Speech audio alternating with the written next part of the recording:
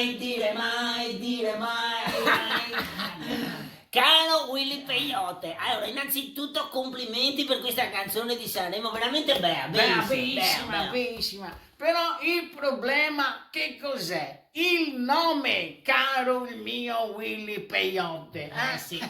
Perché? Perché nel lontanissimo 1999, Cioè, pensa, 22 anni fa, cioè tu avevi 14 anni? il qui presente Dennis Marangon diventava papà e mi faceva vedere per la prima volta suo figlio. Peyote.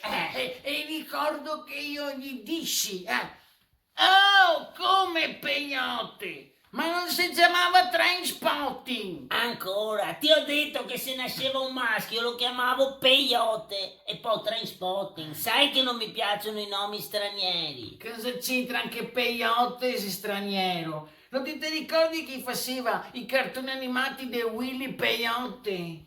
Coyote! Perché se ti gado offende!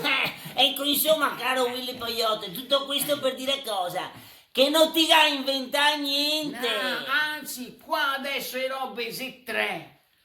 O ci riconosci un giusto compenso per essere ideatori veri del nome Willy Peyote, o ci inviti a partecipare al tuo prossimo video.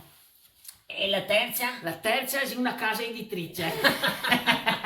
Anzi, aspetta, a dirla tutta, anche la canzone, mai dire mai. Mi sembra proprio uguale alla Ninna Nanna che cantavamo al piccolo Peyote. Questa? No. È uguale. Sì, è uguale, me la ricordo, la cantavamo. Che faceva così.